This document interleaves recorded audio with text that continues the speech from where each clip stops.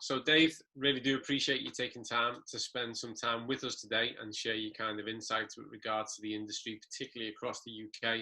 If you don't mind, if you could just give us a little bit of background as to who you are, what you currently do, and kind of where you've come from, and then we'll go into some questions, if that's all right.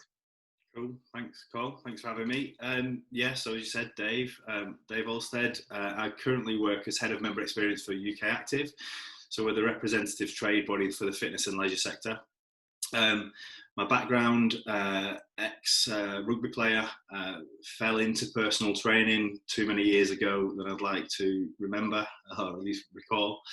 Worked my way up through gyms, really, went into gym management, did that for a number of years, and then stepped across to the dark side of the supplier side of the industry. So I worked for a number of different suppliers, and then that leads me to this role now, working with operators up and down the country, big, small, multi-sites, internationals, through to franchise, private, independently owned, local authority, etc., etc. And just on that note, before we move on to really what we're going to talk about, how have you found that personally with regards to, because having a feet on the ground kind of experience and knowing the industry from that point of view, do you feel that that's brought any value or greater insight to your role now, Dave? Or do you feel like they're so polarised that there's no kind of lap over? 100%. I mean, I think, again, working with ukactive, the team of extraordinary individuals at ukactive, all really, really specialists in their own right. And I think where I bring value is exactly what you just said, Col. It's that experience of working within facilities, working with operators, and actually people who are at the forefront of delivering leisure, whether it be kind of a private leisure club trying to drive additional members, or whether it be kind of local authority operators trying to demonstrate and enhance the social value that they're providing to the local demographic. I think it really helps have conversations with operators in a way that will ultimately help steer the ship that is ukactive in terms of I think we'll come on to it in a little while, but conversations with government and the support that's required just to make the sector kind of as easy to operate is the wrong word, but we want to recognise the value that this sector provides to society, and I think that's a big bit that's been lacking, not through want of trying by anybody in the sector, by the way, but more of an outside recognition from government and other sectors onto the value that we provide, whether it be personal trainers, as I said before, through to kind of CEOs of organisations trying to drive businesses forward. Yeah.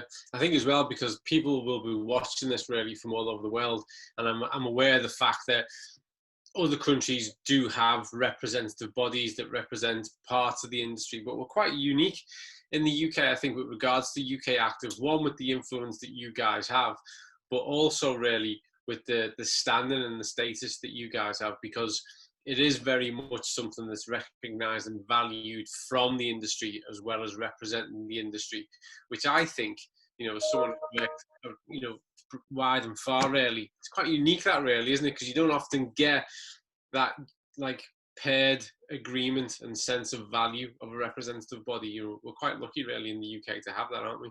Yeah, I think so, and I think that obviously ukactive over many years has come on a journey from the FIA back in the days to where we are now, and I think one of the biggest things that is I think really supportive of what you've just said, Col, is the fact that it is truly collaboration in the UK. I think and not just from operators, of which again I'll come on to in a little while, but other representative bodies, whether it be SIMSPA from a workforce perspective, Community Leisure UK from a kind of a trust perspective, CLOA from a local authority point of view. I think especially over the last few months, we've seen really the sector galvanise in terms of what we're collectively trying to achieve as an industry. I think, as you said, there's representative bodies in other markets, Europe Active, Fitness Australia, etc., etc. I think what maybe highlights that point, Col, more than necessarily ukactive being different, is the fact that the sector landscape in the UK is so diverse. I think I've touched on it before in terms of the types of operators we speak to. I'm not aware of any other market that has such a broad ranging operational models for facilities. Again, I mean, it's not just your public, your private, but but the franchise model to the kind of the chains, and the way that the regionalisation in the UK as well just means that it is really, really diverse and complex. So anybody outside of which I've spoken to a number of kind of new start businesses trying to come to the UK just can't get the head around how we're set up as a sector. It's so for that reason, I think it's really important that collaboration and understanding that what we're trying to do is essentially deliver and support the operator landscape in delivering the collective goal for the sector. Quite a broad statement, that one, but we couldn't operate without the support of our partners, who we were there to kind of further the industry for. Yeah. So on that note, that really delves us into what we intend to discuss today, which is this notion of changes across the industry in light of what's happened with the global pandemic and how that's affected us, specifically here in the UK, although it will be interesting to get your take on an international context of that. So if we start off, we've got a few just questions to work through. So how has the commercial fitness landscape changed in the UK because of COVID-19? It's a great question, and obviously we're not really to the end of what that might look like, clearly, because we're still hopefully on the outward trajectory of the last few months that we've collectively been through. I think the first and foremost, the obvious change is the way that operators need to adjust the services. So whether it be through a lockdown procedure where the gyms couldn't open, or now where we're on restricted access or restricted services. And what's been really interesting is working with operators, seeing how they've approached that as a challenge, how prepared they was to be able to adjust their service offering to deliver, as I mentioned before, the outcomes that they're aspiring to achieve. There is other things like changing in working patterns from individuals, so end users of facilities working from home, etc., has meant a huge knock-on effect to the city landscape in terms of participation. It really significantly dropped because people aren't going into cities to work anymore, and then therefore operators who operate facilities within them types of demographics are struggling and to get to where they need to be. Conversely, operators who operate facilities in residential areas are seeing, in many cases now, as we sit here today, an increase year on year, both in sales and usage across facilities, dependent on the facility type, obviously. The biggest noticeable change in that, though, is that, and not to quote Boris, but we've flattened the sombrero in terms of usage patterns through the day. So we're seeing more of a steady usage through facilities rather than a big peak at 5:30, for instance, which has meant that operating under the new restrictions, or the current restrictions, has become a little bit easier. Yeah, because social distancing is easier to achieve in that case. I think the biggest thing, and again, not to cast a shadow on some of the great work that operators are clearly doing in response to the challenges, but there is many operators out there who have yet to been able to open the doors, whether it be from a staffing resource perspective, or whether it be because the restrictions make that their particular facility isn't commercially viable. So there's still many doors locked in terms of traditional leisure facilities across the UK. And also, even when doors are open, specifically in the public sector landscape, the supplementary services that them operators operate within the facility, to essentially engage with, and I really don't like the term, but traditionally hard to reach types of demographics, they have had to fall by the wayside whilst they try as an organisation, as a business, to remain solvent. And again, I'll finish that question with how I opened it. We're yet to see the knock-on effect of that, whether it be through physical activity across local demographics, or the knock-on physical or mental well-being effects that might have on certain demographics. That's going to be an ongoing challenge, and one of the ones that's informing our conversations with government from a policy level.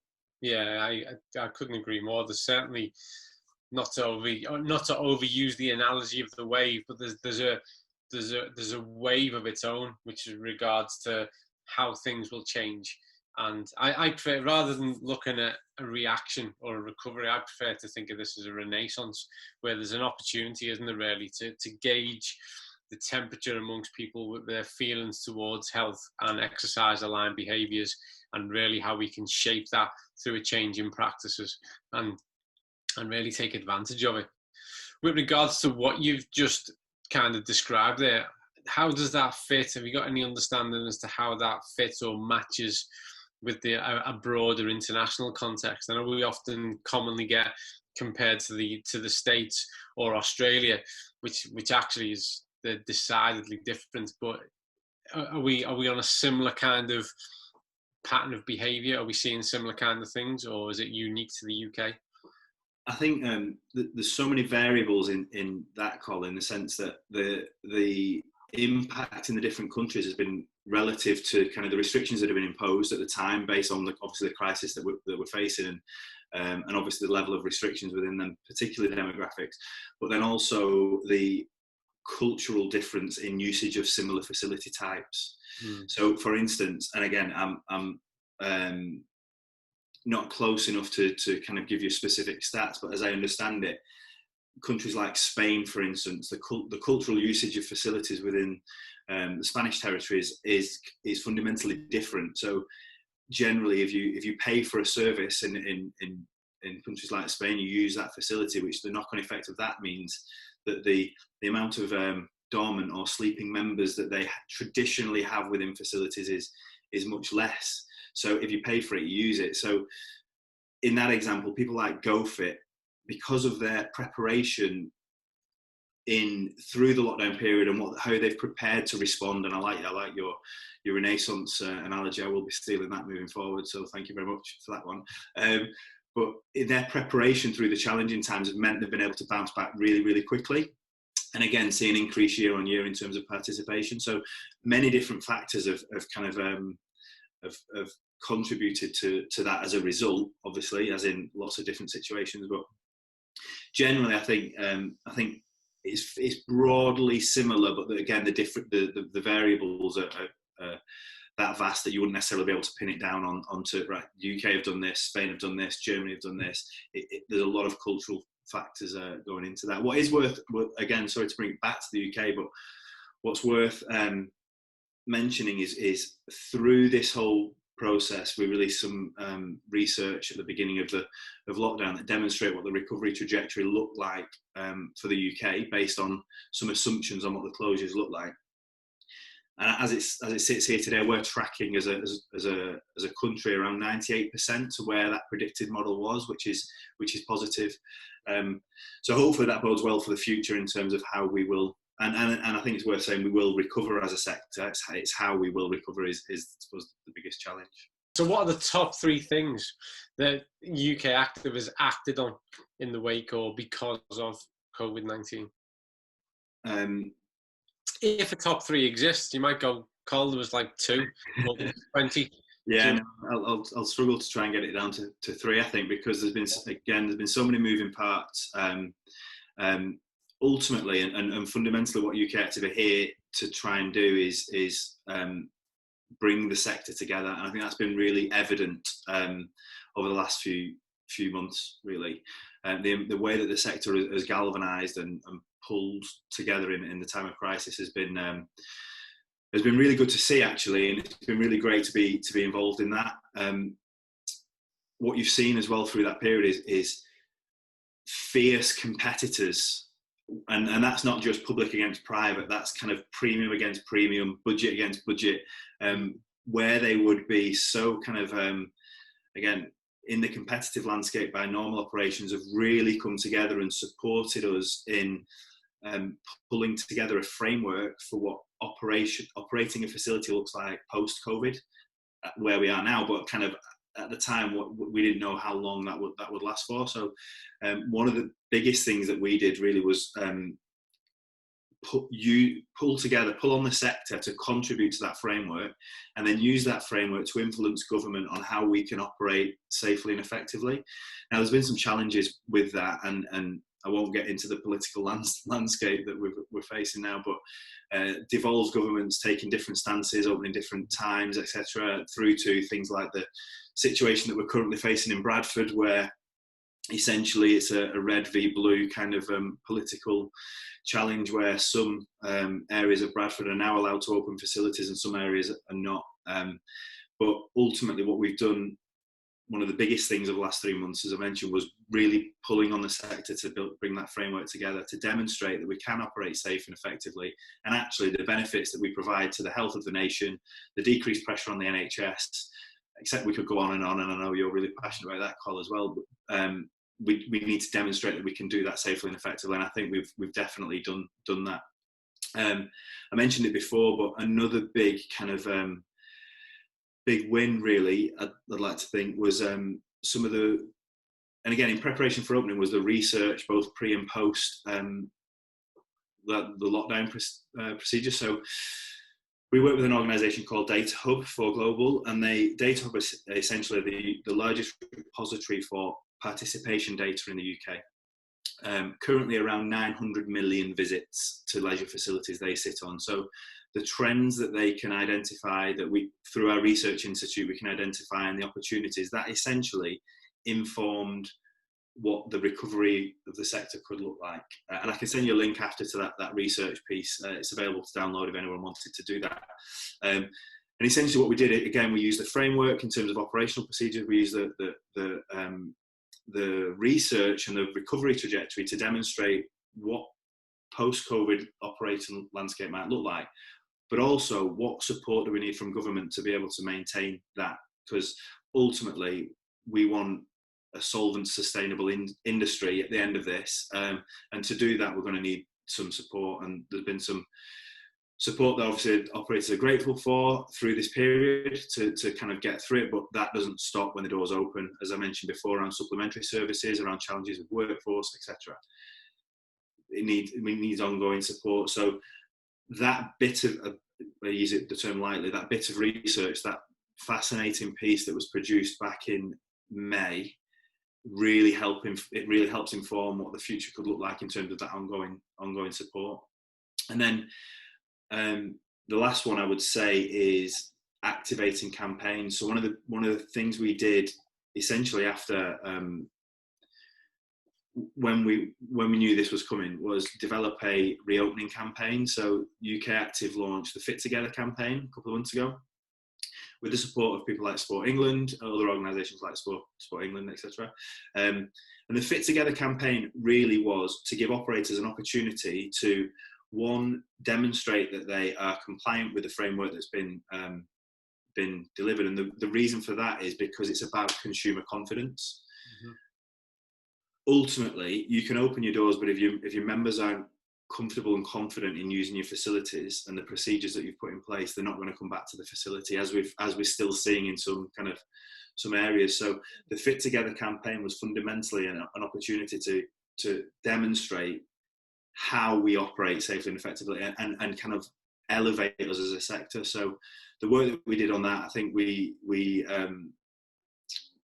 ended up with 3,000 facilities downloading the free toolkit that we put out there for operators to get back up and running, because we're acutely aware that restricted access and increased operational costs through increased sanitisation measures, etc., the numbers necessarily don't add up. So it was a way that we could try and support the industry and giving them an opportunity to build consumer confidence. And then from a personal perspective, my role as head of member experience is to speak with members.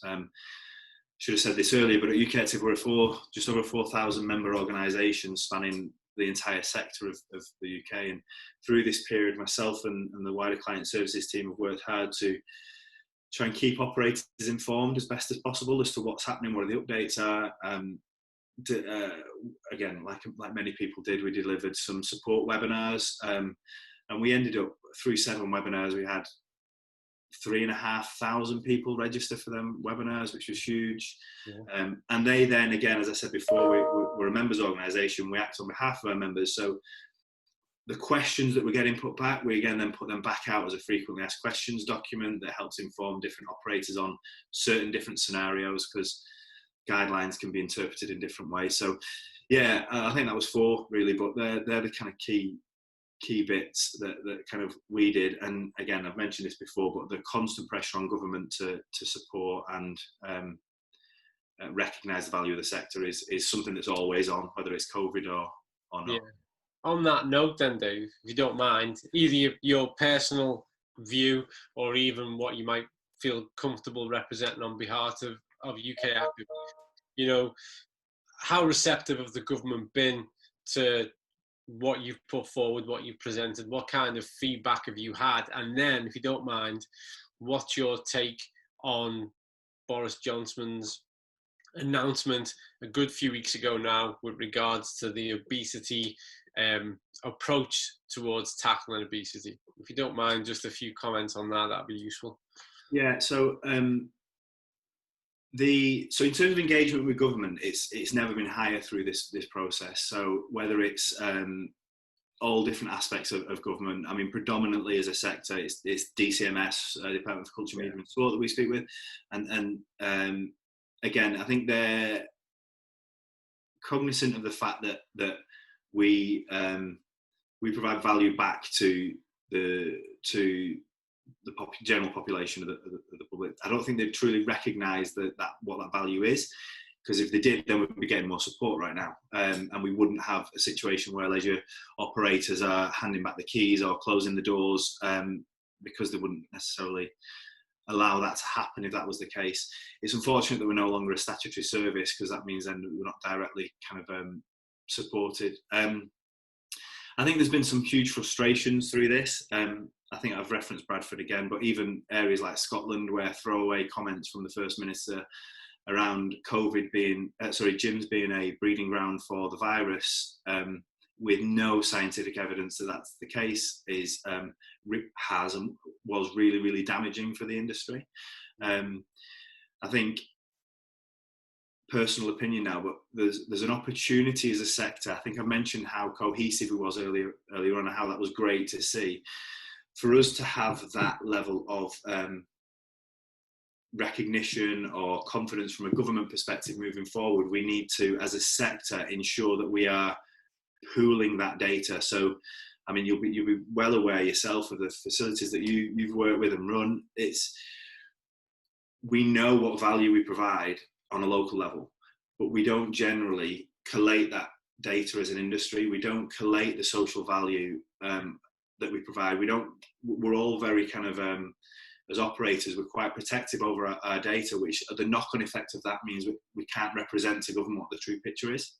Yeah. So I think the callback would be to the sector, because we can blame government, absolutely, but unless we're providing with the facts, which is how they make decisions, supposedly,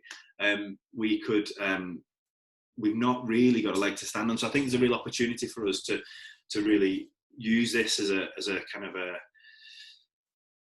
turning point of our industry, to say, look, we really need to elevate what we do. And then from the obesity strategy perspective,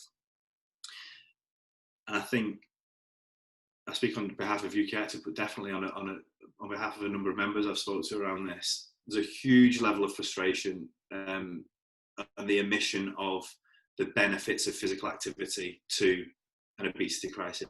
So anyone who is involved in our sector knows that essentially to tackle obesity, again, in the main, it's a caloric deficit that you need. So what you put in, what you expend, ultimately that will result in decrease in weight, body fat, however you want to do it. So on that measure, physical activity is one part of it, of achieving that caloric deficit. I think the challenge and the frustration is because clearly government don't recognise the value that we can provide, as I've said a number of times already. And I echo that. Someone who's used gyms and worked in gyms, as I said before, forever, is it's a no-brainer for us. The challenge we've got is, again, if you look at the State of the Industry 2019 report, we're still only at 15%, just over, penetration of the general population. So to really make an impact on the long-term obesity levels of the whole of the UK, we either need to flip that on its head and get 85% of the population using our facilities, or take a wider societal approach to that. So there's some good elements of that obesity strategy, but I think the opportunity for us is to raise the value of physical activity, which kind of informs some of the policy calls. So I mean, we can go into it in a little while, but one of the ones that would really support that, and we are driving quite hard at this moment in time, is an extension to the workout from work campaign. So you'll be aware of the Cycle to Work campaign, and a policy call for ukactive for a number of years now, which has been quite evidently elevated over the last few months, is why is that limited to cycling? Why aren't we just promoting physical activity, walk to work, run to work, work out from work? It should include trainers, gym memberships, etc., etc. So really driving that as an agenda has been quite important to us. I think the other bit that we are slightly frustrated is probably a bit strong on this one, but it's not, from our sector's perspective, it's not just obesity, it's the other long-term conditions that physical activity also helps tackle. So we clearly, obesity pandemic, you could say, definitely epidemic, but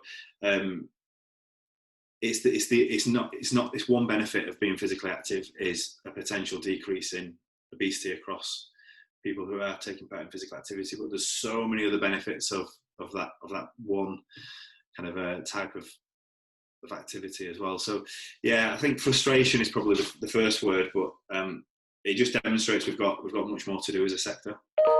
Yeah, I couldn't agree more. And you probably captured most of my sentiments on it as well. And certainly the people who have kind of conversed with and dealt with over the period of time since that kind of announcement was made, it was, frustration's one of many emotions, and they all went a bit darker from there, really.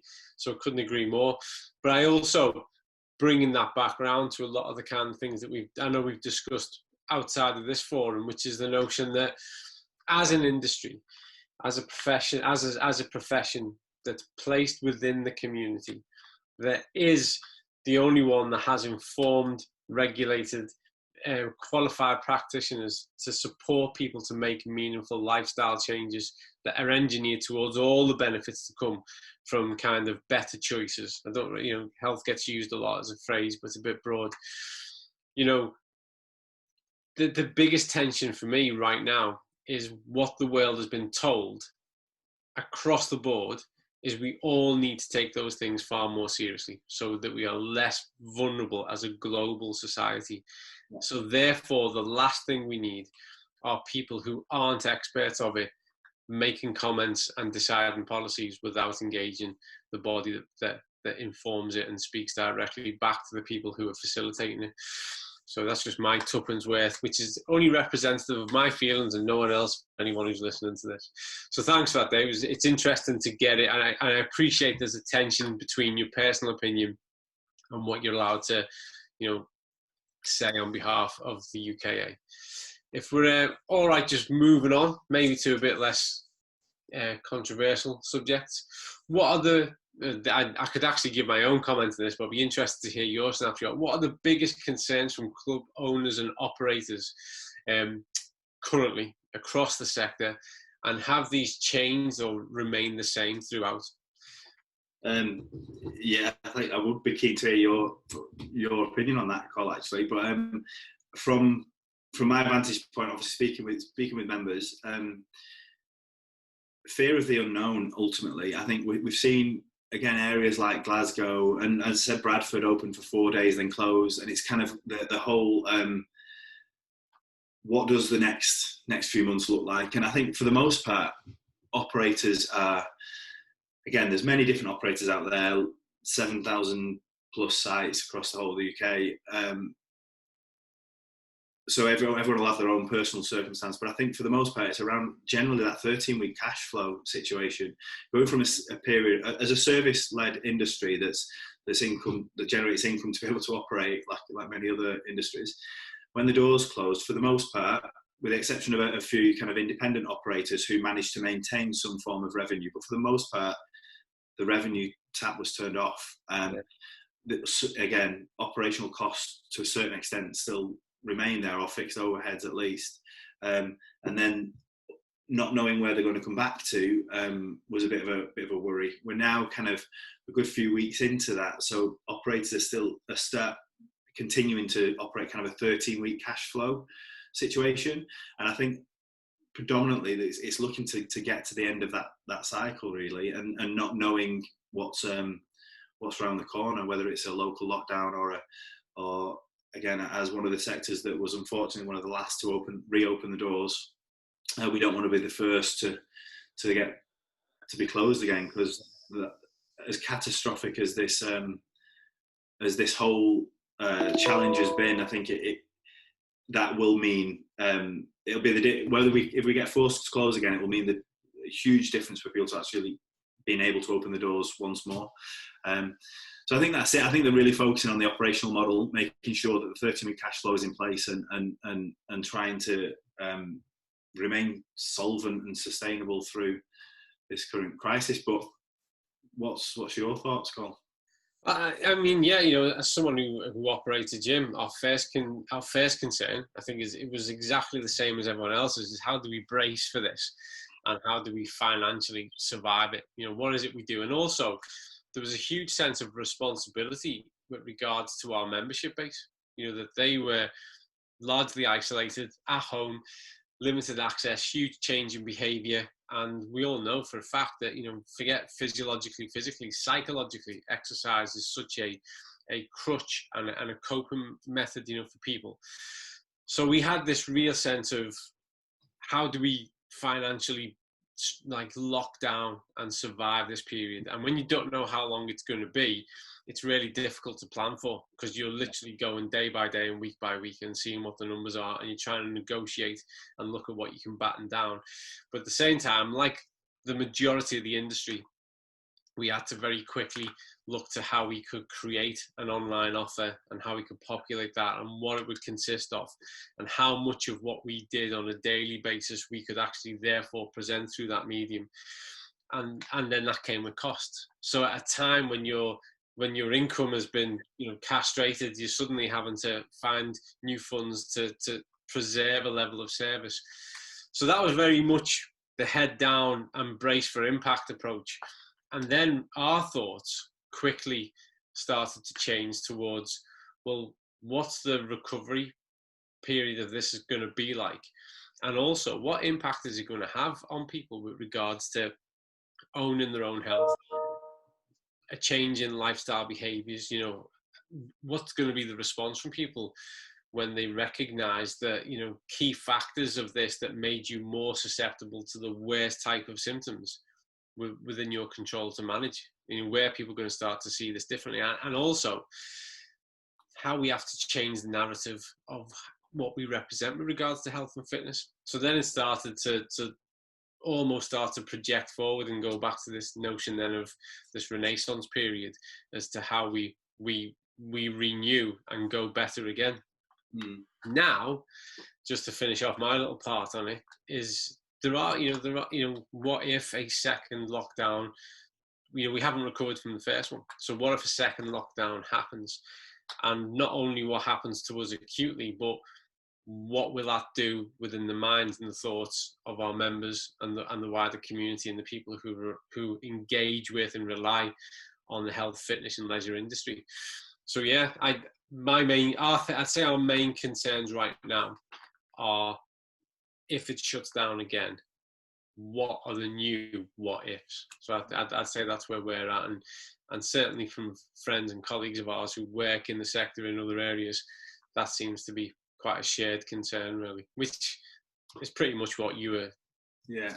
And sorry for me to start asking the questions now, but no, go for it. From an operator's perspective, then, are you actively preparing for that as a reality? Is it? Absolutely, yeah, absolutely, yeah. Because the first one, in hindsight, the first one shouldn't have caught anyone off guard, but we all kind of did, because we were grumbling away, and there was that bit of, it'll be all right, kind of attitude. And then it wasn't. It very quickly wasn't all right. I'd say most of us had, what do you think, Dave? We knew it was coming, genuinely knew it was coming for maybe 10 days. Would you say maybe 2 weeks at best? We knew that's the way it was heading. And when you're looking at how you manage and brace for that as a whole business, never mind someone who's running multiple, facilities, that took, we were hitting the brakes really fast, bracing for it. So you have to learn from that, and you have to take a different view of what you're seeing across the news and what's emerging through research.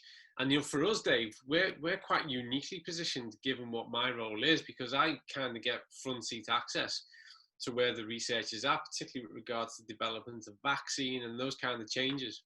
Yeah. And even a lot of the demographic stuff, the epidemiology. So 100% now, I'm kind of largely tasked with looking at that and shouting back over your shoulder as to when we need to start tapping the brakes again, as to when we might be heading into that phase. So I'd say right now that's the biggest concern, because I don't know if you've got any stats on this, Dave, so I can throw a question back to you now. But what's the percentage return rate been like across the industry? So with regards to, if we assume at lockdown we were at 100%, what people seeing coming back through the doors at this stage?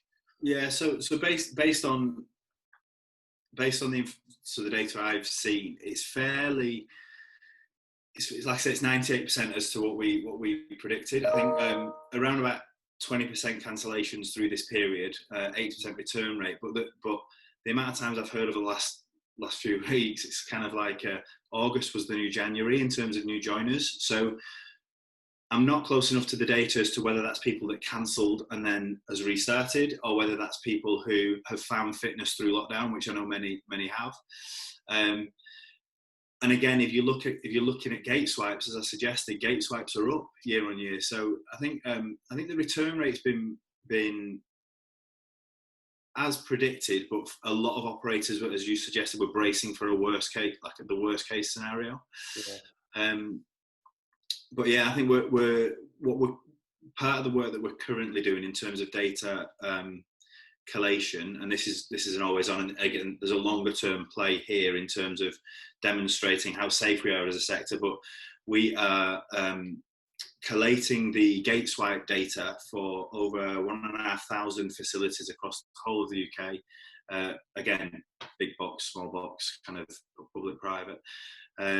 And we're currently around 9 million visits, I think, over the last few weeks, which has been fairly great. And the reason for that, by the way, and that's not directly answering the question, but it demonstrates that week on week, the gate swipes are going up and up and up, which is demonstrating that we are, people are feeling more confident. So that's whether that's the local situation in terms of the R rate, or whether that's how much the operators are doing to demonstrate that they're safe to be able to operate. I'm not able to comment, but it's demonstrating that the gate swipes are continually going up. But the reason we're collating that data is to tackle the First Minister's comments on ground, the gyms being a hotbed for the virus, because we're also collating the amount of COVID cases, the amount of further transmission from them visits, and the amount of environmental health officer visits, etc. Yeah.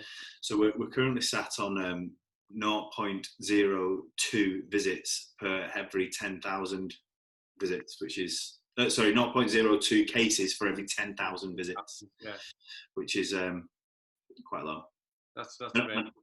Yeah. And of them, by the way, again, it's too early to say as we sit here today. Hopefully, it'll be evident when this goes live. But of them, the further transmission rate, we're not aware of any further transmission rate of them cases that have been recorded, and that's mainly due to the fact that we assume that's due to the fact that the operators are operating in line with the framework, social distancing, increased sanitisation standards, etc. So again, as we sit here today, it's a really, really positive story for the industry. And again, I think it was today actually, URSA released their stats that are fairly, going back to one of the original questions, fairly consistent to what we're seeing in the UK. Yeah. Isn't it bizarre, Dave? It grinds my gears. Bizarre, isn't it? That in the UK, we opened pubs first with barely a bat of an eye, go and enjoy yourself. The pubs are back open. And we know what happened, devastation. 10 days later, the most predictable thing happened, which was a massive spike, one of the biggest periods we saw for new cases and mortalities. We reopened the fitness industry about 2 weeks later, and we saw no spike. We saw no significant impact on new cases. We didn't see any dramatic impact on mortality. And yet none of those comments are around it. And through some of the conversations that we've had, that industry has very low concerns about going back into a second phase of lockdown. It's kind of working under the premise we're back open and go for now. Isn't it bizarre? Doesn't it say something about the way a society is structured when those who are dealing in health and the improvement of health status have the kind of concerns that we all legitimately have, whilst the polarized part of the, and don't get me wrong, got nothing against anyone having a beer, is actually let loose with barely the bat of an eye. It's crazy, isn't it? It's crazy. Yeah, and it demonstrates, again, personal opinion, but it demonstrates that it's been an economic decision rather than a kind of a health or even a data-driven decision. And again, that's why, going back to one of my earlier points, it's really important that we galvanise as a sector and really shout about what we do. I mean, conversely, the UK hospitality comprises of 60,000 members across the whole of the UK. Yeah. And clearly the lobbying power that brings is quite significant. So we're not as big as that as an industry. As I said, 7,000 facilities across, 7,200 across the whole UK. It just means we need to shout louder collectively, and that's where collaboration, galvanization, however you want to call it, we just need to come together and really kind of demonstrate what societal benefits we do deliver. Whether or not we contribute the same in terms of tax revenue is by the by, because the decreased cost, as I've referenced before, the decreased cost on the NHS is much more significant than the contribution in tax revenue that the hospitality sectors contribute. So yeah, I'm with you on that one, Col. So currently, with regards to UK Active, what are your top priorities now with regards to remedying or the recovery, the continued recovery from COVID-19? I suppose in a sentence, it's listen and lead the industry. I think that's the focus, really. We say it often internally and externally, but UK Active is the sum of its parts. It's not an organisation trying to disseminate information or tell the industry what to do. We act on behalf of members, as I referenced before. So it is about actually how do we collectively take this. It's the royal we. So everybody in the industry is part of UK Active. So how do we progress this industry? Because anybody I've ever spoke to who works in this industry wants to leave it in a better place. The whole James Kerr, the legacy analogy around taking the all black shirt, you want to put it into a better place, and when you leave the industry, know you've done your bit. And I think so that's our focus, really. Continue to collaborate with the sector and try and help collectively get to a better place. Would it be fair to say, because this is certainly how I feel, would it be fair to say, Dave, that because you've hit on it really strongly there, and anyone who uses an all black analogy gets my heart and attention. It's in reality, it's more than COVID, isn't it? In reality, this is a big kind of wake up call for a lot of people. But I think from where looking at it from a personal and professional point of view, it's more than COVID, isn't it? And a big part of what we feel that we're maybe recovering from or remedying is more than just COVID, isn't it? It's actually how we change these things in broader terms and in more positive terms for the next 2, 3, 4 decades, isn't it? Yeah, and not to make light by any stretch of the imagination of the current situation that we face, but arguably it's a catalyst for us as a sector to really step up. As I said, we've already referenced some of the. I mean, we also know the benefits that physical activity done right has on the recovery from the virus and protecting against the virus, etc., etc. But as I said before, there's 20 plus other long-term conditions that people who partake in physical activity will benefit from it. Do you know what I mean? And stave off, essentially. So I think you're right. I think that with the support from our members, as I said right at the start, we've got the ear of the government to a level that we've never had before. we need to continue to drive that agenda. And I think that's going back to the initial question. That's one of the key focuses for UK Active now. A number of ways really. Sustainability and solvent businesses has to be there. We have to have an industry to go back to when we're in a position to, but also raise the profile of our sector. Yeah. And that comes in two ways, by the way, and not referenced one of our partners, Simspa, yet, but from a workforce perspective and from a qualifications and actually the amount of professional developments that individuals put themselves through in this industry needs to be recognised by people outside of our industry. Yeah. And that's a big focus, and two sides of the same coin is how I describe our relationship with Simspa, because they represent the workforce and we represent the organisations, and galvanising as a workforce and galvanising as businesses, that's what we need to definitely achieve on the back of this, I'd suggest.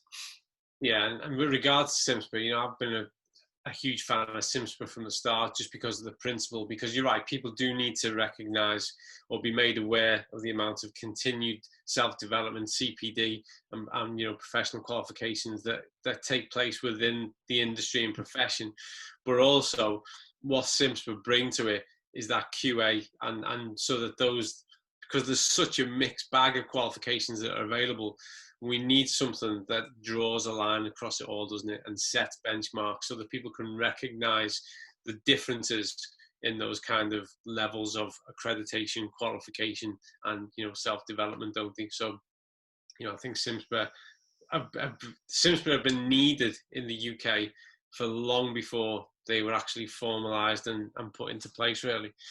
What role obviously we've got a strong take on this, but what role do you see that trainers and coaches have with regards to remoulding, I guess, our industry, our profession, and also the part they play in facilitating literal recovery amongst people who've experienced COVID-19 or have those other comorbidities, chronic life issues that want to be better managed?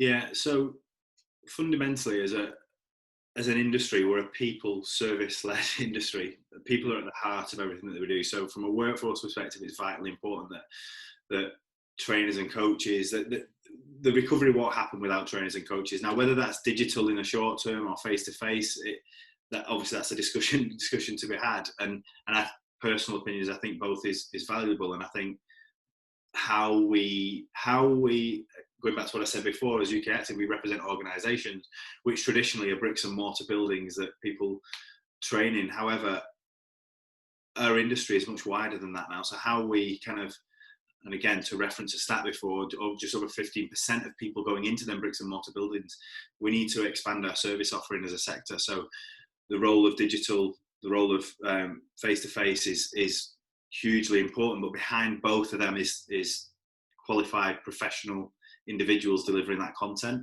and that's really key. So I think, again, understanding that this is your bag really, but coaches are going to be pivotal to whether we achieve everything I've said to this point now in terms of the recovery of a sector.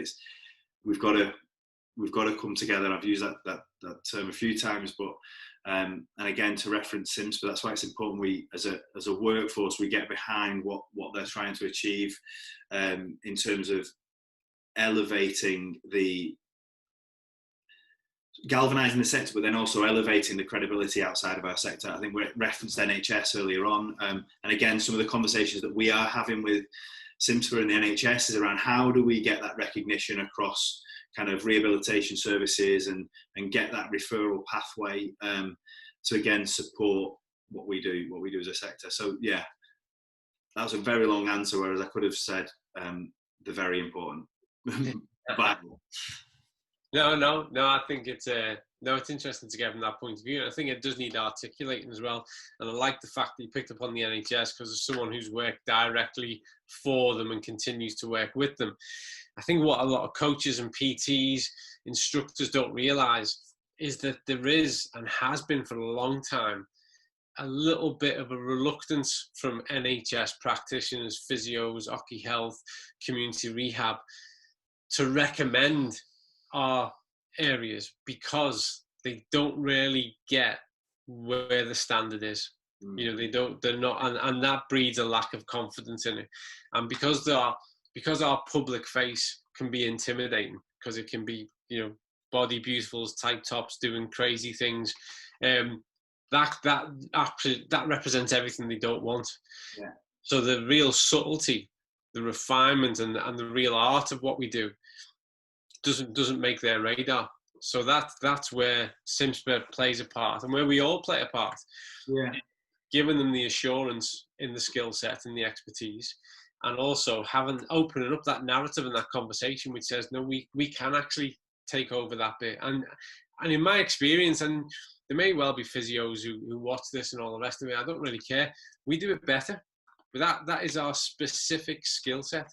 You know, long story short, I worked directly in a big physio department in a district general for 5 years, and I went there because I thought I'm going to learn heaps about exercise, and I spent 4.5 years teaching them heaps about exercise.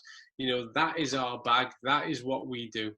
And when we actually just take time to focus on it and be more rigorous in what we do, that's the best of what we offer. Whether it's someone who's training for their next, I don't know, obstacle course race or local park run, or rehabilitating from a chronic disease, where exercise is involved, that's where we take part.